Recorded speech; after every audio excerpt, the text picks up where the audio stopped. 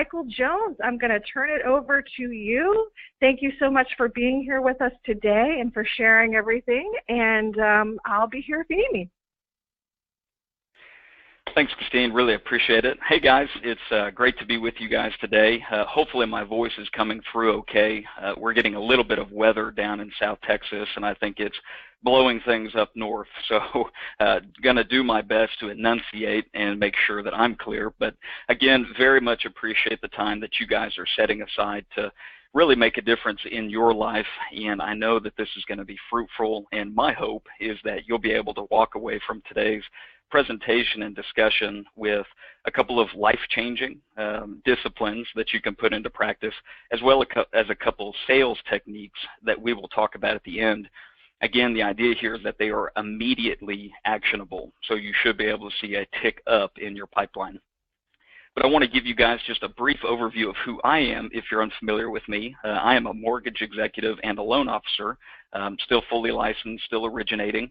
And I have transitioned into coaching, which was a bit of a revelation for me over the last few years as I discovered what my why was, and I'll go into that in just a little bit. But through that process, I also authored the book Reset, which you can see over there on the right. And it's a novel, so it's not just a stuffy old mortgage book, but it really chronicles the life of a struggling loan officer, somebody who's been in the business for some time, and they're really just trying to figure out what is that next step, how do I find my passion, how do I make more income. So I was very excited to write that book. It was a little bit of my own background, as well as getting some anecdotes from the people I was with. So as we talk about just the future, if you guys are interested, I host a webinar about once a month and also provide ongoing coaching to folks that are interested. I help them really get a hold of their pipeline, increase their income, have a vision and a passion for their life, and then we'll talk about a free gift announcement at the end. So very quickly, guys, I'm going to just share with you a bit of my story. And I'm popping up on the webcam here, so it's good to see y'all.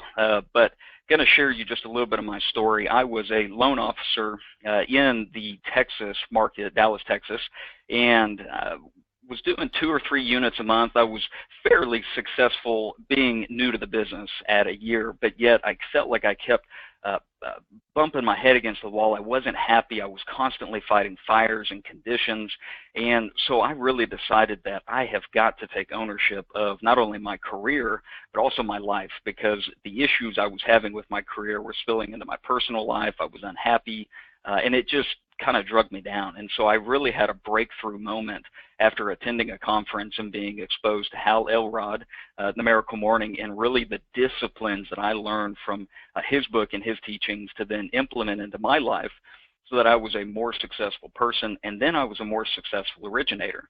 When I had my breakthrough, I went from closing 2 to 3 to 5 units a month all the way up to 12 or 15 units a month. And the things that did for my life are just immense. I had the income I wanted to make. I was able to help people. I really had an opportunity to serve more borrowers because I was closing more loans. And I think all of you are looking for that as well. So excited to dive into today's content. Again, we're going to talk about 4 disciplines that you can immediately put into practice, and then we're going to go over 3 sales techniques that you can use as well. So I'm going to hop off the webcam here, and we will then we will dive into the content. So thank you again for joining us. All right. So if you've joined us before, guys, you know I always like to start with a poem, or I like to start with something that's meaningful. And to me, this quote is very meaningful. And it's from Teddy Roosevelt. And it says, "It is not the critic who counts, not the man who points out how the strong man stumbles, or where the doer of deeds could have done them better. The credit belongs to the man who is actually in the arena, whose face is marred by dust and sweat and blood, who strives valiantly, who errs, who comes short again and again, because there is no effort without error and shortcoming. But who does actually strive to do the deeds, who knows great enthusiasms, the great devotions, who spends himself in a worthy cause, who at the best knows in the end the triumph of high achievement, and who at the worst, if he fails, at least fails while daring greatly, so that his place shall never be with those cold and timid souls who neither know victory nor defeat." And I absolutely love this quote. I came across it as I was reading a biography of Theodore Roosevelt a couple of years ago, and really just stuck with me of, it can be very scary and frustrating to try to go out there and make something of yourself, to really make an impact in the world. But we don't get an honor badge for sitting on the sidelines. We don't get remembered or recognized for sitting on the sidelines, guys. And I really hope that this quote resonates with you. Feel free to print it out. Go find it on Google. But really think about this and think about it is the journey that we're on that helps us feel fulfilled and successful. And it's ultimately the journey that allows us to complete our goals. So we're going to move on from there and dive into the first of our disciplines, but it all starts with why, guys. And the definition of discipline is it's being trained to follow the rules. And many of us don't like this word, discipline. It sounds kind of harsh, sort of dark. We think about disciplining ourselves through nutrition, through eating the right things, not eating hamburgers and fries for every meal. And we don't like that. It's hard, and that's the reason why many people struggle to stick with routines and to stay on track. But one of the things that you will recognize, and one of the things that top loan officers all across this country, and one of the things that I had to exercise myself, was discipline in my daily tasks. And for me, that starts first thing in the morning with the Miracle Morning. But the other areas that discipline touches your career is going to be things like protecting your time, making sure you're doing certain tasks every day.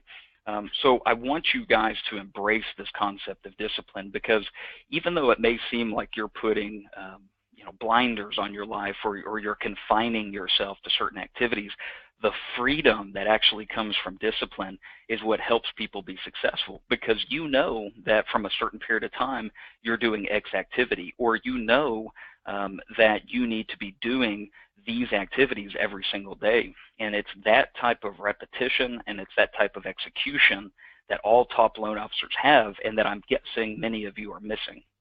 So if you followed us before, you know that I'm a big believer of it all starting with why. And when you get passionate about your why, when you get passionate about what direction you want your sales and your loan origination career to take, you're going to find that there are two pathways that you can take. You can either go with option A, or you can go with option B.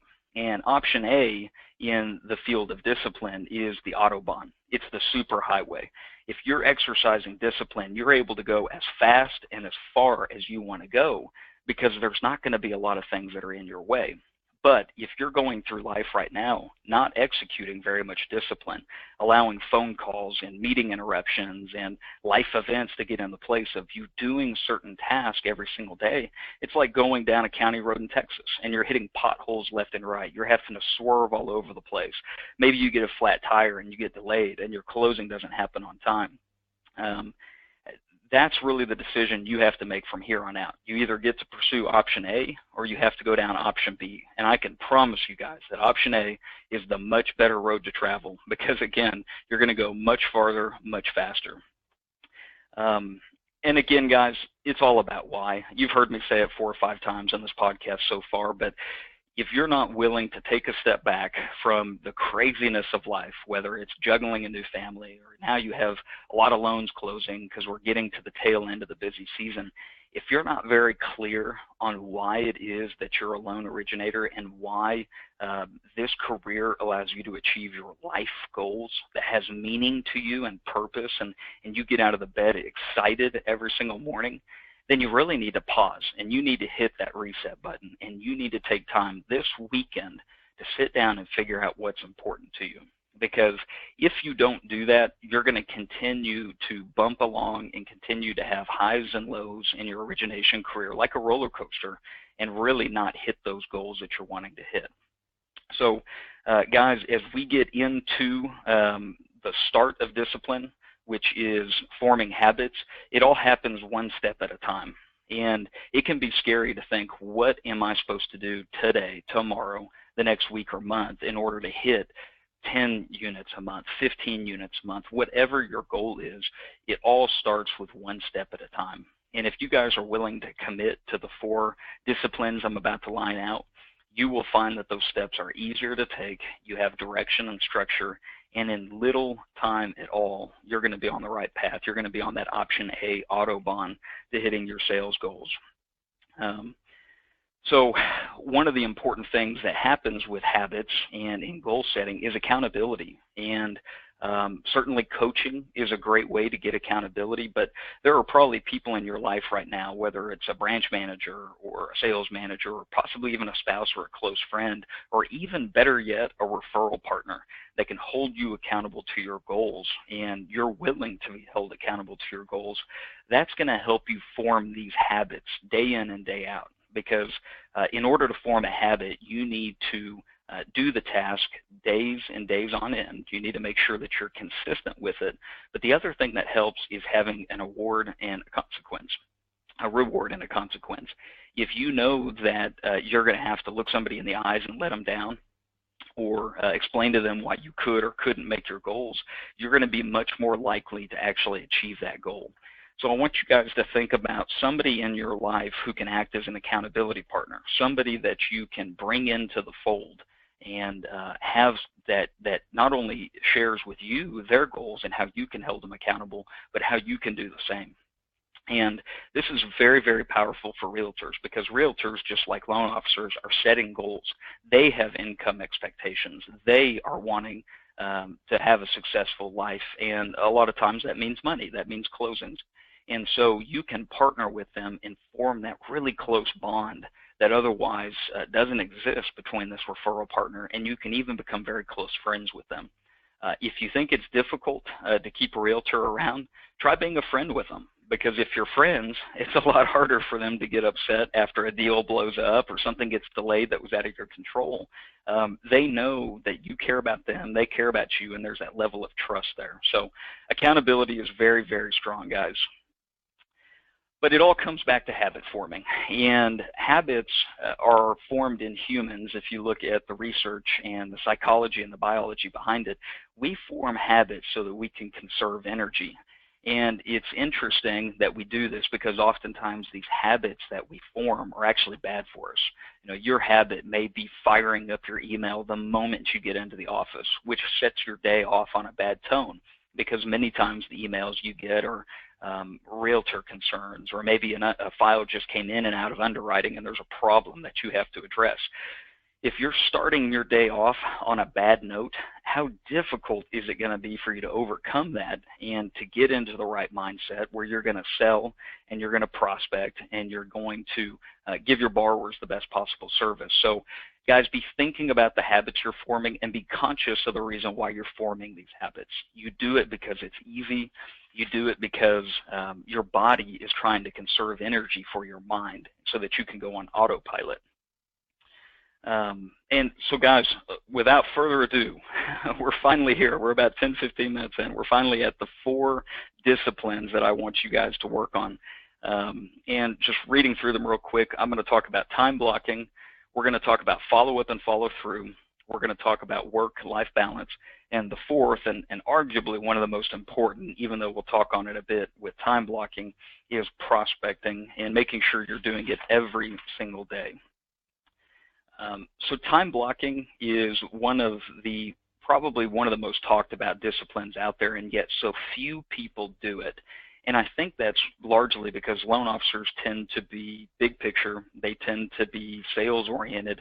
They don't want to get bogged down in the details of managing their calendar and being held to a very strict, rigid system of, you know, from 9 to 10, I'm doing nothing but prospecting, or from 11 to 12, I'm doing nothing but realtor follow-ups. But when you commit to time blocking, not only are you setting your schedule around what's important, which Stephen Covey talks about being critical whenever you're talking about what is important, what's urgent, and how to maximize your time, but you're also making a statement to the world that when you're committing to your time block, whatever it is that you're committing to is the most important thing, and you're not going to allow yourself to get derailed, whether it's a problem file, whether it's some other event that maybe just popped up all of a sudden, you are laser focus committed. And if you don't think that this is something that top originators do, the next time you see a top originator in your market, or possibly your MBA hosts a top originator panel, ask them if they time block. And I would say 75–80% of the time that answer is going to be yes, because they know how critical and important it is to set aside this time each and every day. So the next one that we're going to talk about is following up and follow through. And I've talked to hundreds of realtors over the years, and again, even in 2017, when we are the most connected society ever, I hear again and again that they feel out of the loop and that the loan officer that they're working with has dropped the ball. And they have dropped the ball really with the follow-up. A realtor goes to a lot of effort many times to generate that lead. Somebody's reached out to them, and possibly they've taken them by some homes. Hopefully they haven't without your pre-qualification, but they've probably invested some time in this person. And so when they hand that individual off to you to either pre-qualify, pre-approve, or even just get the loan done, loan officers are notorious for being bad on follow-up. And this also means that loan officers are bad on following up with their own prospects, whether that's in their database or whether or not it's somebody that they actually self-generated. The top originators, and I found this to be true in my life as well, the top originators are following up with prospects every single day, or they are letting a realtor know where somebody is every step along the way. And if you guys want to turn around your existing realtor relationships or have a unique value proposition for a realtor you're interested in doing business with, put it in a document up front, a marketing piece that you've already self-generated about how you keep up with your prospects and their prospects and how you're never going to let them down. That is a powerful tool, and that really resonates with realtors. And so the logical conclusion of that is follow through. You may be okay at following up, meaning you're in contact with people, but the follow through is oftentimes just as important, because if you set a deadline with somebody, whether it's, hey, I'm going to have your loan approved by this, or wow, that's a really complicated underwriting scenario, I'm going to get that answer for you, I will get back to you. Being able to follow through is an integrity move. It says that you're willing to meet your commitments, no matter how big or how small. And in the vein of habit forming, I read this not too long ago, one of the most powerful things that you can do in order to increase your follow through is to make your bed every single morning. And as crazy as that sounds, you may have a spouse or you may be just in a hurry, but making your bed every single morning or doing some other task like that where it's structured and standardized and you can objectively say whether or not it's been complete is really powerful to get your day started off right, because you've then just had a small victory that you're 100% in control over, and you can carry that victory on to the next task and the next task and the next task. It's momentum based. And so whether or not creating the bed is a good enough illusion for you, think about something that you can complete first thing in the morning and do it every single morning that sets your day off right on following through. So this next one is really important, and it's also one of the things that's very difficult, particularly for new loan officers getting into business. I remember whenever I got into the business, I felt like my unique value proposition was being available on nights and weekends. No matter what time, no matter what day, I could be reached by cell phone, email, or text. And while that may have gotten me a little bit of business early on, I know it frustrated my wife to no end, because I was being taken away. I spent 50 hours in the office from Monday to Friday, and then I was also taking additional time away from our relationship and our happiness to answer a phone call that probably could have waited. Certainly if you're in the peak season, you may need to have some strategies of how you can get pre-qualification and pre-approval letters together. Or maybe you just have that agreement with your friends and family that when it's peak time, say from March to September, I have to be able to step away. But the problem is that what many of us do in order to feel successful, in order to feel like we're doing everything we can, and possibly to justify our excuse as to why we are or aren't making as much money as we want to make, we allow for our work and life balance to get completely out of whack. And so Some of the recommendations here is to establish office and to establish working hours. I know it can be difficult to set these in place, to really set these disciplines in place for both you and your referral partners. But I know that my referral partners respected me a lot whenever I would tell them, guys, when I leave the office at 6 or 7 or whatever that time is, I need to be home with my family. And, you know, hopefully you've gotten with me early enough in the day. I've gotten your pre-qualification letter out, or I've made sure that, you know, we've taken care of you and your buyers. But when you set those standards in place, people really respect the fact that you have a controlled and structured life, and you're also communicating to them what is most important to you. So I really encourage you guys, have out-of-office emails when you've left for the day or when you're out of the office, maybe even prospecting. That can be really powerful too. You can say, hey, you know, I'm prospecting from the hours of 9 to 11, even if you're sitting right in front of your email. That auto email is firing out, and people know that you're structured and that you're protecting your time. So out-of-office emails or out-of-office voicemails can be really great because it also sets the expectation of when you're going to get back to that person. And again, in today's highly connected society, there's a lot of anxiety around not being able to reach somebody. So think about how you can do that. And again, you really need to be mindful of your referral partners, but you can create standards and processes and procedures with them so that they know, hey, I need to get all of my pre-qual requests into Michael before 5, or you know, this is when I can reach him best, or here's my special 911 message if something big pops up. But really think about how you can protect that work and life balance.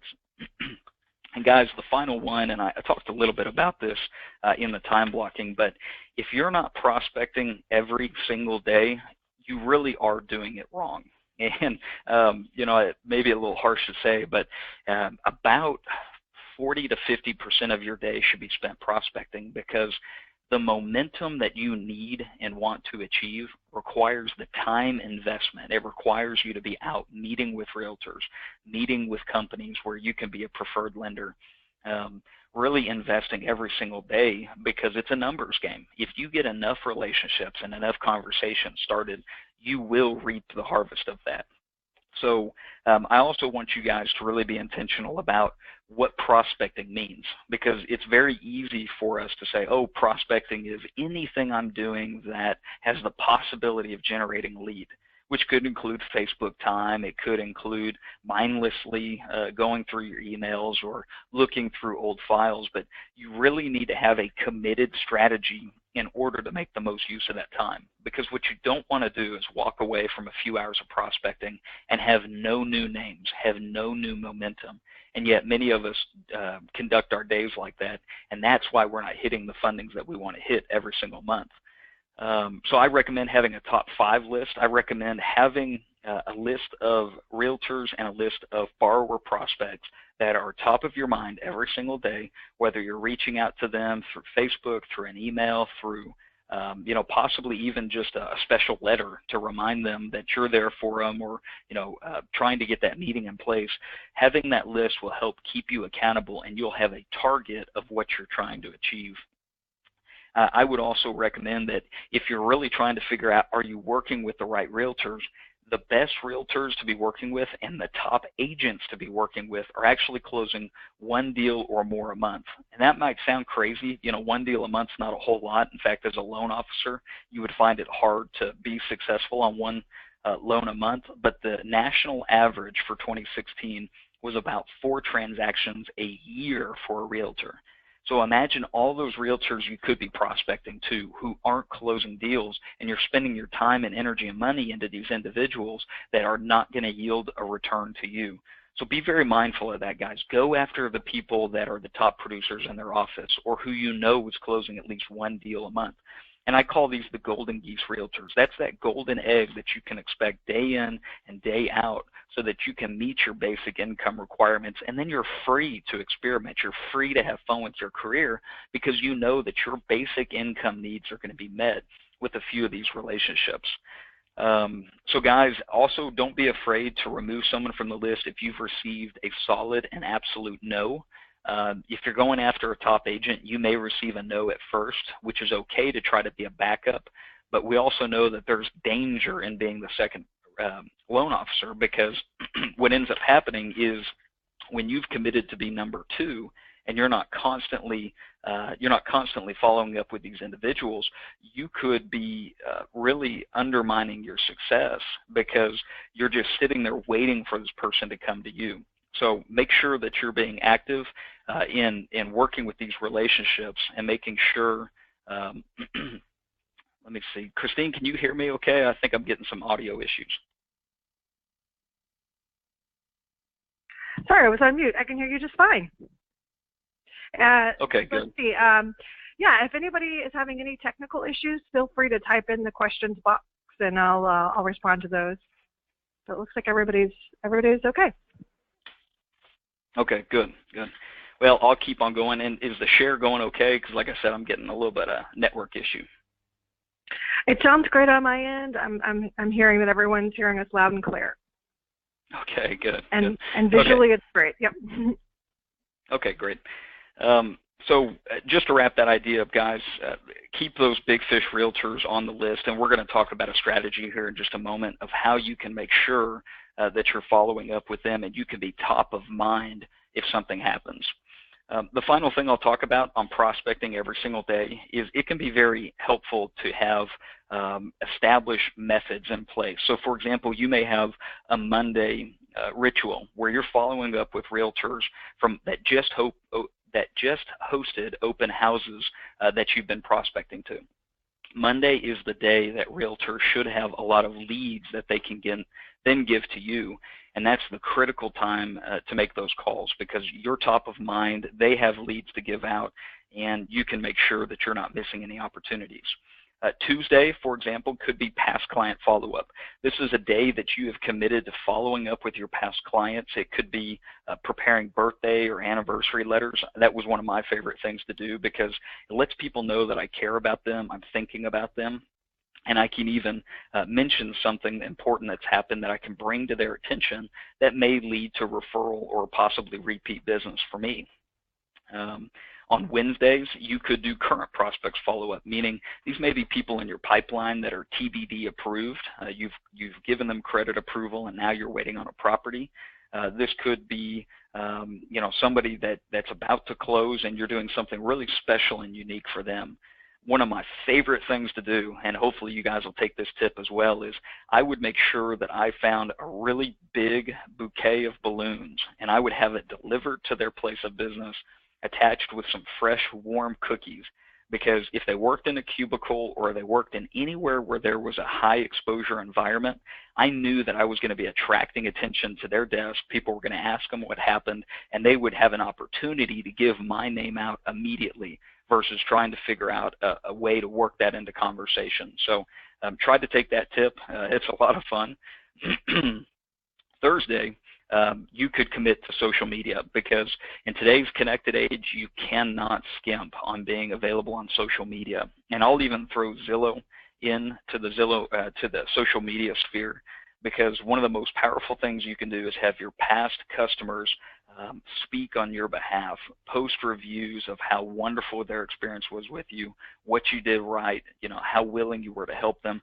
That speaks volumes, and you can get a nice book of business from people finding you online and cold calling you to originate their loan. That's a big deal. Finally, guys, you can round out the week with builder or financial planner business. I know that certain companies may or may not have robust builder programs, but being available to a builder if a deal is struggling or if you have construction financing is really important, because that builder business can give you several repeat deals each year. You might be able to pick up the construction loan and the permanent financing, and it's also an ongoing pipeline. It takes a little bit of time to build up, and these builds can take 4 or 5 or 6 months to complete. But when you have that pipeline that you know is going to close in the future, there's a lot of security and satisfaction that comes with that. So realtors are critically important. I don't want to not encourage you to really go after that business, but don't forget that builders and financial planners can also be great resources as well. Because again, financial planners are going to be talking to potential borrowers about college plans, retirement plans, where they can save money, and you being the go-to person for that financial planner can reap massive benefits. So don't forget about that.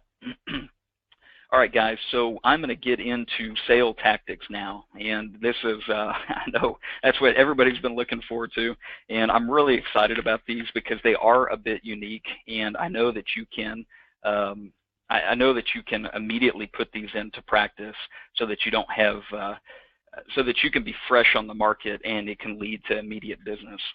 The first one, as odd as it sounds, is door-to-door sales. And what I mean by door-to-door sales is that whether you're currently working with a realtor or maybe there's a realtor in a particular area of town that you're really interested in, you can actually do some sweat work for them and go door-to-door in a neighborhood and knock on the door and say, you know, sir, ma'am, I know that the market is at an all-time high right now. You may be thinking about making a move to capture some equity in your home.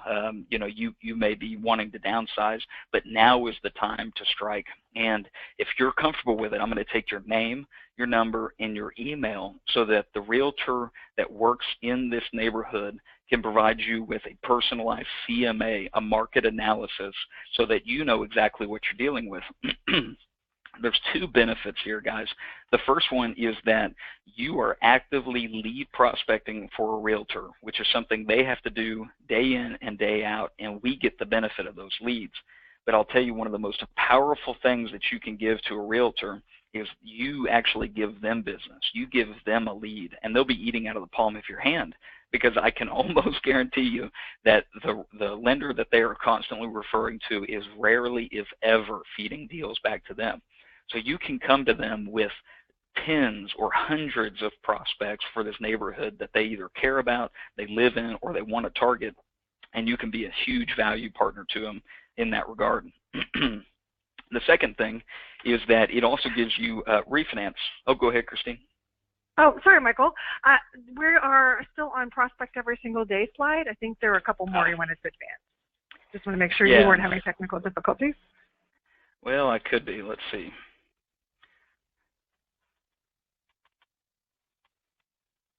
Okay, are we there? There you go, and we can come back to that poll afterwards.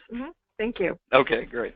Yeah, sorry about that, guys. Like I said, I could tell there were some network issues. So, yeah, but what it also gets you the ability to do is get in front of refinance prospects, because now that values are at an all-time high, people are looking to pay off debt. Keep in mind, car debt, credit card debt, and student loan debt are at all-time highs right now, and much of that interest is not tax deductible. You know, student loan interest is currently capped at around $2,500, but home loan interest, especially on a primary residence, for the most part is not capped at all. And so you could come in and really provide value to these borrowers' lives by giving them a cash out loan, by allowing them to possibly renovate their home. Maybe they want to age in place. Maybe they bought a home from the 1960s and it still has wood paneling from floor to ceiling, and that's just not their taste. So when you guys put a little bit of sweat equity into developing these leads, not only are you getting possible buy-sell leads for yourself and your realtor, but you can also pick up some really good refinance business. Again, that is something you can go out tomorrow and do, and make sure you're doing, you're timing it right. Obviously, nobody's going to be home on a Thursday at noon, but they're probably going to be home on a Saturday morning or a Saturday afternoon. And even though it may be taking time out of your day, if you have the flexibility to put in maybe a couple fewer hours during the week and more hours into the weekend, you can get that work-life balance. So don't neglect door-to-door sales, and you can do it in a way that's very beneficial to the people you're talking to. The next one, and as far as I know, I am the only loan officer that ever did this, and I found it to be incredibly beneficial, is I would actually network with title companies. And that sounds pretty basic on its face, but what I would do is I would have what I called a milk run of title companies. And every single week, I would literally get in my car and I would go get some cookies, or I would get some fruit or something that would appeal to the title company. And I would drop it off at their front desk and go and get the escrow agents, the closers, and bring them there and just talk to them for a little bit and develop relationships, because I would either close my refinance transactions at those title companies, or I would try to direct some business to them if they were unique in the marketplace. But what I also wanted to get from these title companies is I wanted to hear about every single deal that blew up. There are hundreds of loans that get closed at title companies every single month, and not all of them go perfect. And if you can get the down low, get a call the day that a loan blows up, and get that referral to that realtor who's frustrated, who may be looking for a change. This may have been the last time that that loan officer was going to be able to screw up for that realtor. You can get an immediate warm introduction because you've invested time into this title company, and they are more than happy to give your name out. And think about the amount of business you could immediately bring in if you had a title company that was advocating for you to the realtor and recommending that they call you for their next deal because they've had a wonderful experience with you and all of your loans close on time and with no hassles. So keep that in mind, guys. Think about some title companies that you can reach out to. Certainly the ones that you've closed at before is a good source, but plan on spending 10, 15 bucks every time you go to see them. Bring some food and get them all to the front and begin to build those relationships. The final one, and again, I didn't hear a whole lot of loan officers pursuing this, was insurance agents. And again, just as we are the referral partners for real estate agents, we're hoping that we get referrals from them. Insurance agents are hoping that they get referrals from us. And you've probably had countless insurance agents call you up and want to come by your office and try to get your business. And that's all well and fine. That is the food chain that we operate in. But insurance agents actually have an incredible book of business that they don't even know is sitting there that can be valuable to us as loan officers. If you're paying attention to the news or the demographics of what's happening in your state or in the country, you know that we have become a renter nation. We're at an all-time low in terms of home ownership, some of which is being driven by millennials, but some of which is also being driven by the fact that people got burned and burned bad in the financial crisis, and they've either been unable or unwilling to move forward with home purchase up until now. And so we have a lot of individuals that are candidates to actually get pre-qualified and put into a home. And insurance agents have a massive book of business of renters. And if you find a top agent in your area, and come to them with this proposal that you be able to co-market with them to their renter book of business, to throw a first-time home buyer seminar, or to get pre-qualified if they're thinking about it.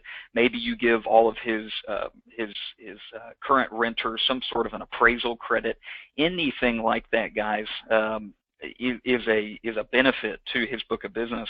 And the other side for the real estate agent is he's going to make a lot more insurance premium when somebody buys a house and he's insuring a home that they own versus the renter insurance that you've taken out with him to cover the belongings of the house and just making sure that there's no incidental problems that come.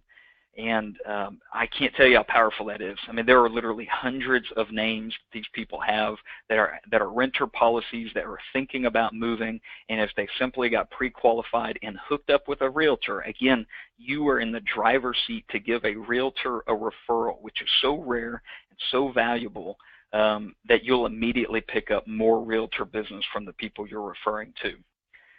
So guys, that concludes the 3 sales techniques. You can see they're not rocket science. They're a little bit out of the ordinary, but they're not hard to implement either. And so my hope is that tomorrow you'll start thinking of some title companies you can visit, or you can talk to some insurance agents that you've been working with, and you can start drumming up leads immediately to increase your pipeline. I'm going to hand it back over to Christine. I think we have a poll or two that we'd like to get some feedback on, and then we'll end with some Q&A that she'll run. Absolutely, yes. Michael, that was great. Thank you so much for sharing. I'm going to launch this poll, and I believe you'll all be able to see it. Within which of today's topics do you have the most opportunity for improvement? And the 4 topics were time block, follow up and follow through, work-life balance, and prospect every single day. So if you can go ahead and take a second to make one of your choices, and see the responses coming in. That's great. We've got a couple more to vote, and we will look at the results as soon as we get the last couple in. Great. Just a few more folks to vote on what of today's topics do you have the most opportunity for improvement? Okay, very interesting. Very interesting. We're seeing right now we're seeing a lot of heavier result answer here. Just a few more seconds if you want to hit the vote button, and I won't let it linger. I'll just go ahead and close the poll now. All right. And we had, oh, you can't see the poll, but we had 56% that said prospecting every single day would be the topic that they need most improvement in. Michael, does that surprise you? No, it doesn't at all. I mean, it's a known fact that that prospecting is hard, and you know, part of it is just that mindset that you get into. Many of us will sit there and think, you know, what am I going to do? I don't like cold calling. There has to be something better than cold calling. And those 3 tactics I gave you today, guys, really, I mean, I suppose the first one is a bit of cold calling, but again, you're providing something of value to these folks. They're getting a free MLS market analysis of how much their home is worth and what they could expect if they wanted to sell it. And so in that regard, you're really not cold calling as much. So no, that's not surprising, and certainly I work with folks on how to overcome that. So that's what I thought. That's great. And then the second highest topic was 33% said time blocking, and 11% had follow-up and follow-through. Those were the results. Yep, perfect. Okay, great. And now's the time where we have any questions you want to ask. Feel free to type them in the question pane. I have received a few, Michael, so I'm going to go ahead and pose these questions to you, but everyone still has a chance to ask any more as we're going through these. Okay, Michael, regarding accountability, do you recommend how often you should meet? Yeah, so, you know, I think part of it has to do with some of your own internal ability to hold yourself accountable. Some folks are a little bit better at this than others, but certainly twice a month is probably the minimum I would do it. Once a week is best, and once a week is best, especially if you are reviewing your goals every single day.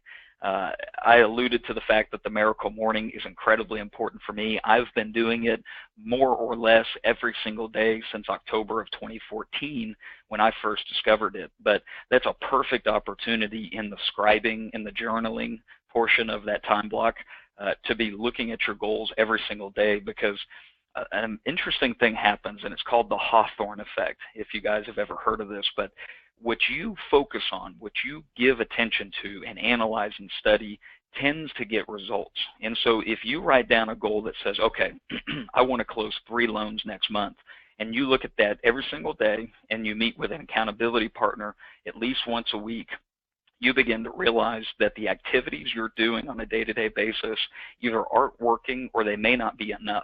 And so when you're focused on it, you constantly work on it, and as you constantly work on it, you get closer and closer to your goals. So that would be my recommendation. Great, and I think you answered this a little bit, but the other question was, how do you recommend you set up your first accountability meeting to ensure success, that you continue meeting?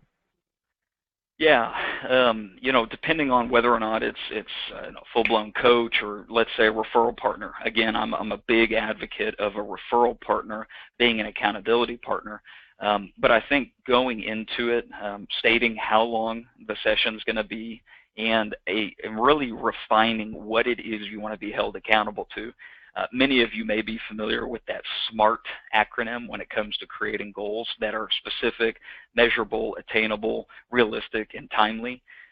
But when you approach your goals that way and expect to be held accountable that way, your chances of being more successful go up significantly, because it's hard to be held accountable to, I want to close more loans.